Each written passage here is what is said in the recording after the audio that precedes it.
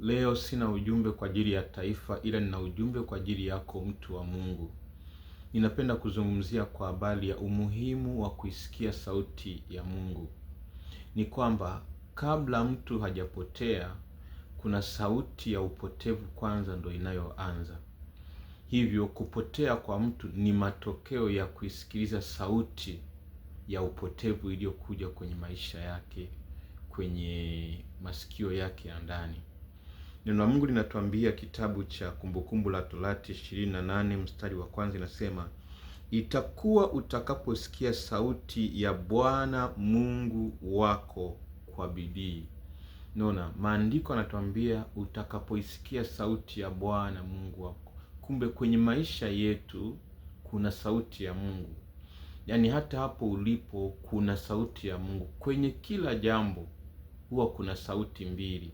Kuna sauti ya Mungu na kuna sauti ya Shetani, na mwanadamu huamua katika hizo mbili, na kila sauti unayoiamua ndo inayokupa matokeo. Kwa maandiko hapa yanatuambia kwamba itakuwa utakapoisikia sauti ya Bwana Mungu wako. Kwa hiyo matokeo ya kwanza kwenye maisha ya mtu yanatokana na sauti anayoisikiliza.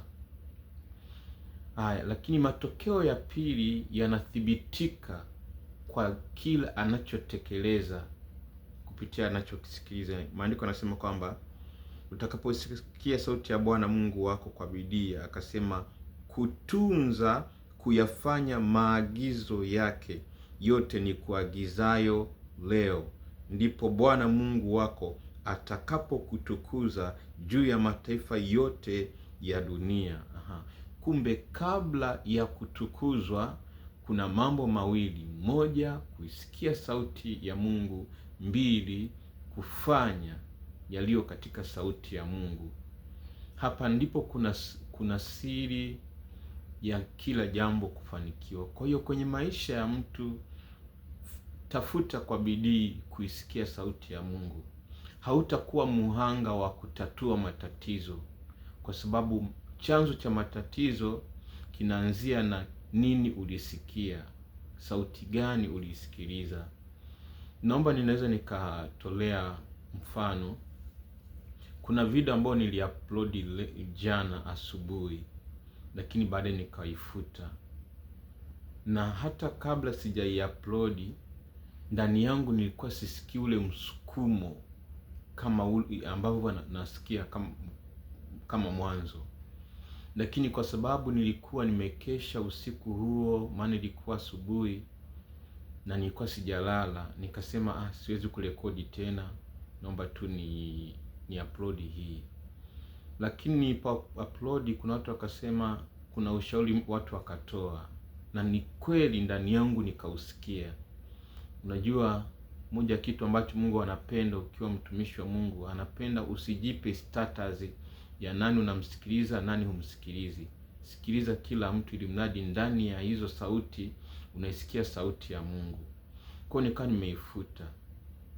Sasa gharama ambayo nimeitoa usiku kucha, nimeomba, nimetafakari neno, nimeandaa ujumbe, lakini bado nikawa nimekosea, imetokana na sauti niliyoisikiliza.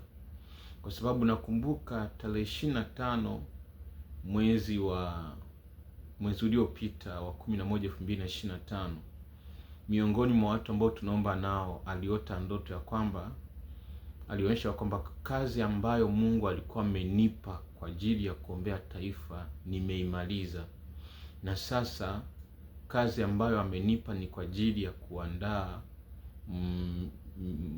ni kwa ajili ya ujumbe wa uamsho na kuandaa mkutano wa Injili. Lakini ndani yangu bado nilikuwa nasikia msukumo wa kuombea taifa. Kwa hiyo ile kusikia kwamba nimeshaimaliza hiyo kazi, kwangu nilikuwa siwezi kupokea. Lakini kila nilipokuwa najaribu kuomba, kusikia ujumbe wa Mungu, ulikuwa unakata. Ndio maana mjaniona muda mrefu. Kwa maana yake hata huu ujumbe ambao niliutuma na nikaufuta, maana yake ni matokeo ya sauti niliyoisikiliza. Kwa hiyo chunga sana sauti unaoisikiliza ndani yako. Ukitaka usiwe mtu wa kushughulikia matatizo, kushughulikia sauti unayoisikiliza. Kwa neno hili ninaomba Mungu akusaidie. Inawezekana unapambana, uko kwenye wakati ambapo hujui cha kufanya, lakini hebu msikilize Mungu. Nakumbuka niliwahi kumwomba Mungu mwezi wa 8 wa mwaka 2025 kwamba Mungu anipe neema ya kufikia makanisa 100, hata kama itakuwa ndani ya mwaka mmoja au ndani ya miaka 5, maximum miaka 5, ambao nitakuwa nina share nao neno la Mungu. Yaani itakuwa kama ni program ya miaka yote, kwamba lazima kwa mwaka ni hayo makanisa 100 niwe nimeyafikia, kwa vitabu, kwa kutumu, kwa injili, kwa namna yote ile. Lakini kumbuka, mimi maisha yangu sina mshahara, sina kanisa, sina sadaka ambazo, maana huduma yangu huwa sifanyi kwa kwamba mtu anipe hela ndo nifanye. Hata ninapomwombea mtu sihitaji anipe hela. Yaani kwa maana kwamba mtu unamwombea alafu unamwambia toa hela kama mbegu. Neno la Mungu alisemi hivyo. Kwa mara nyingi watu wanaonisupport huduma ni wale ambao ndani yake amesikia anasemeshwa kwamba support huduma ya mtumishi. Kwa maana yake sio mtumishi ambaye nina hela nyingi sana, lakini nilichokuwa nasikia msukumo ndani yangu kilikuwa kinahitaji pesa.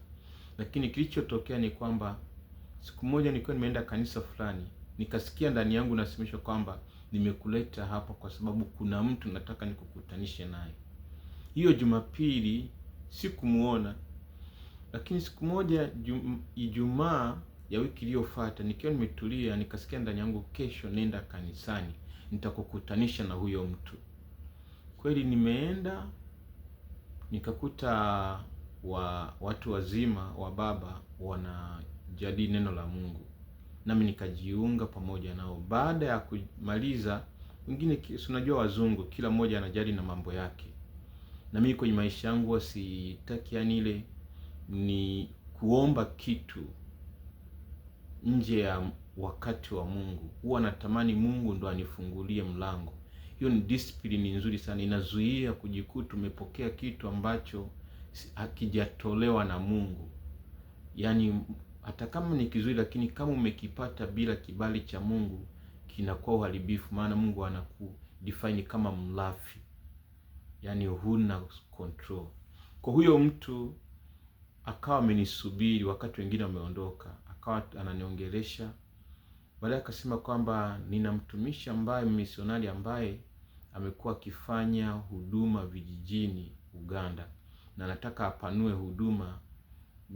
Kwa hiyo uliposema unatokea Tanzania nimeguswa, kama uko tayari nikuunganishe naye. Unaona maana yake, nimeunganishwa na huyo mtu kwa matokeo ya kuisikia sauti ya ndani.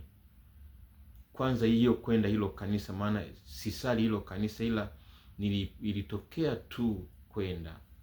Kwa hiyo mtu wa Mungu, nikuombee kuisikia sauti ya Mungu. Inawezekana una shida nyingi, lakini suluhisho lake ni kuisikia sauti ya Mungu na Mungu aseme nawe. Naomba niombe kabla dakika zijaisha. Rudia maneno haya: Bwana Yesu, ninakuja kwako. Ninaomba unisamehe kwa sauti niliyoisikiliza kwenye maisha yangu, nikaacha kusikiliza sauti yako. Ninaomba unisamehe Yesu. Na sasa Bwana, shida hii naileta kwako. Ninaomba Bwana uingilie kati. Kama ni ugonjwa, pokea uponyaji kwa jina la Yesu. Kama ni shida yote ile, madeni, Mungu akufanyie wepesi kwa jina la Yesu Kristo aliye hai.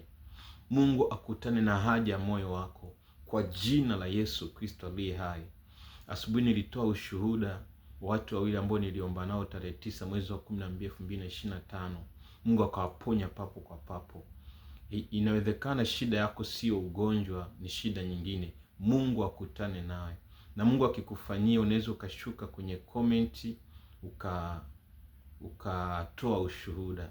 Maana ingawa nimeomba kwa ufupi kwa sababu simu yangu ina limit, lakini nina imani ya kwamba Mungu atakuhudumia ukiweka imani. Kama ni mgonjwa, pokea uponyaji mara hii kwa jina la Yesu Kristo aliye hai.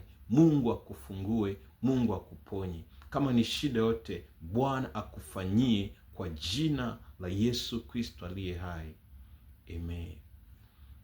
Naamini ya kwamba Mungu amesikia pia kwa ajili ya taifa, lakini tutaendelea kuomba, lakini muda huu nitajikita zaidi kwa habari ya kila ambacho Mungu anataka nifanye, kwa habari ya uamsho.